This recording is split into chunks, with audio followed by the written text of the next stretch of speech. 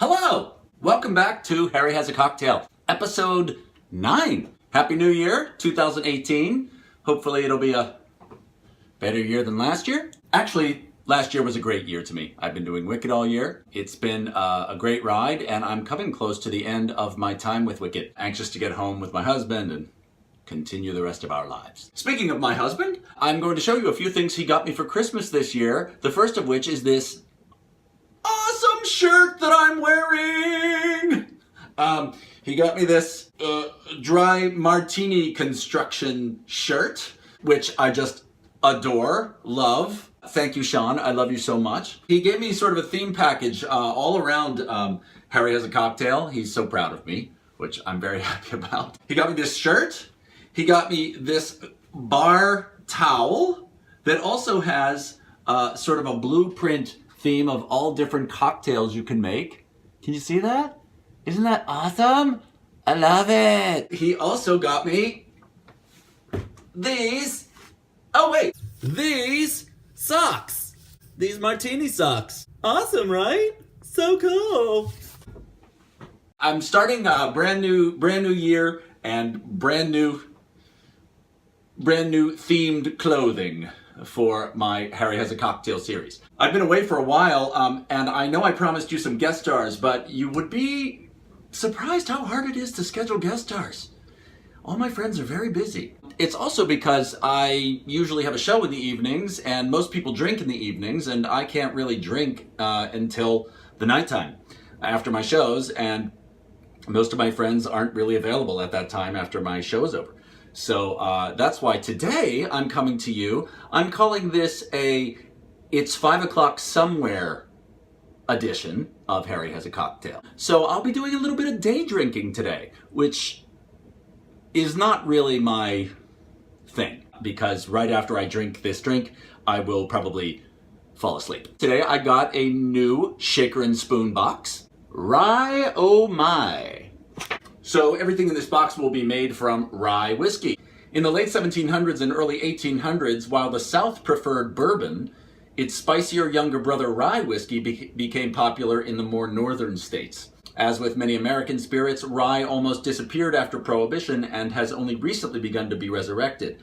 Bartenders are returning to rye for their old fashions, Manhattans, and whiskey sours, drinks all originally created with rye in mind. So today's drink, East End Sour. And the bartender who created this is actually from my hometown of Pittsburgh. Pittsburgh is the next city I'll be going to on the tour. And I thought maybe I would save this until then when I get to Pittsburgh, but I thought why not just have a Pittsburgh drink in honor of this Pittsburgh bartender as I go back to my hometown and do Wicked for 3 weeks. So this bartender's name is Spencer Warren of Monroe's Neighborhood Cocktail Bar and the Penn, Cove Eatery in Pittsburgh. They specialize in spicy and savory cocktails, and here he presents a refreshingly tongue twister here. Here he presents a refreshingly savory sour with hints of tropical spices to remind us that the cold weather won't be around forever. Like Pittsburgh's East End, recently selected top neighborhood in America by Time.com, this libation is a bit of a melting pot, allowing it to create a new, amazing flavor while keeping it classic. So, here's how you make the East End Sour. The ingredients that we have are, first of all, this is the rye I'm going to use. Old Overholt straight rye whiskey. God, we have a lot of tongue twisters in this episode. This was one of the whiskeys that they recommended. I got it too because the price point is pretty good. It's not super expensive, and they said it has like a nice spice to it. We're also going to have 1 raw egg white, which I went ahead and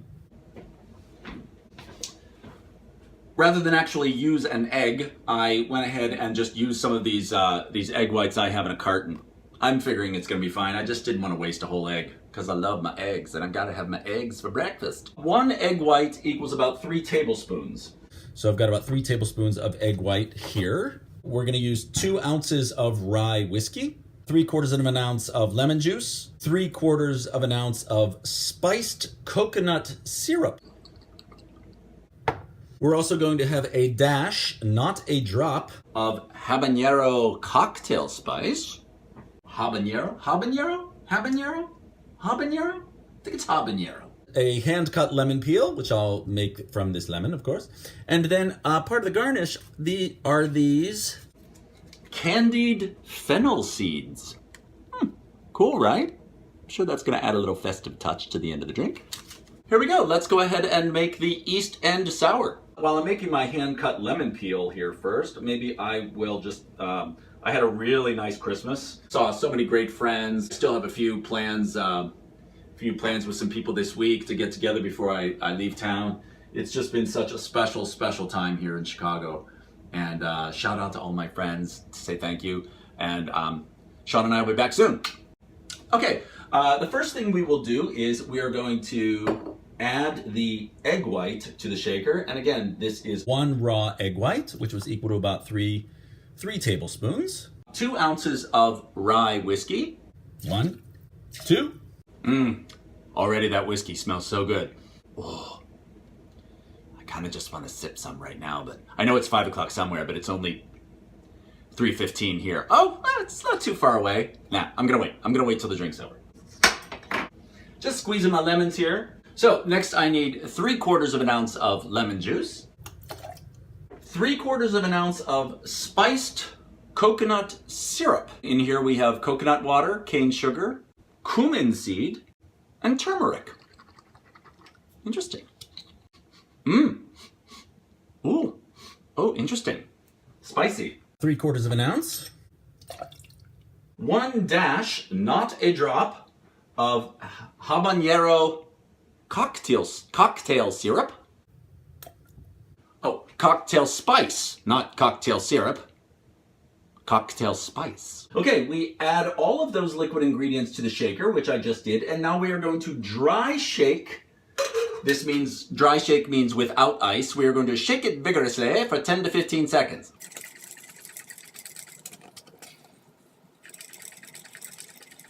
Okay, 15 with a little bit of messiness in the middle because it started to kind of explode. Oh, oh, So it got a little, maybe you can see there. Can you see that? It got kind of frothy. Frothy.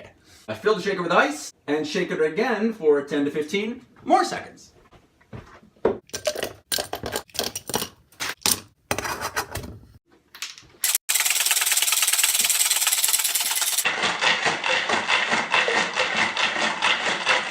Okay, about 10 to 15 seconds. Now we are going to double strain the shaker's contents into a chilled coupe glass. Oh, it's so chilly. Here we go. Double strain. We're going to put this on the shaker and use my strainer over top to catch any of the, ooh, look at that. Ooh, this is gonna be so good. I can tell already. Oh my gosh.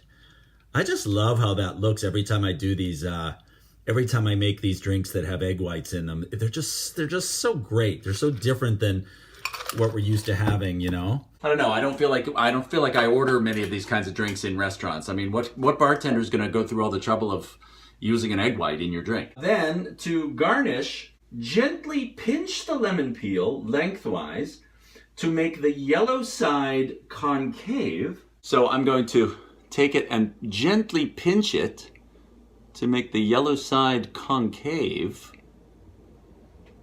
The yellow side concave.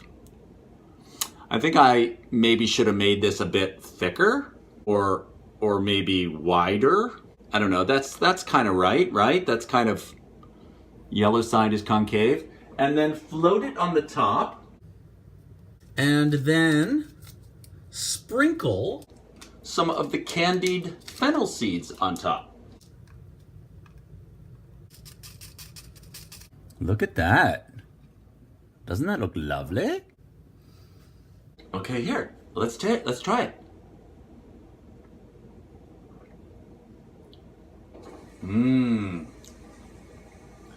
Oh wow, this is so good.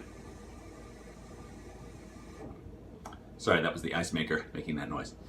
This is freaking delicious. I know I sound like a broken record on Harry Has a Cocktail because it seems like every time I make a drink, they're always delicious, but they are. This is just delicious. You know what I like about it? First of all,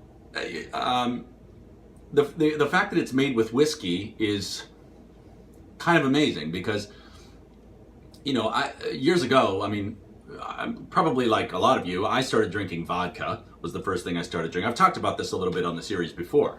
When I started drinking vodka, which basically doesn't really have a lot of flavor. I know a lot of you vodka fans will completely disagree with me, and you have a right to.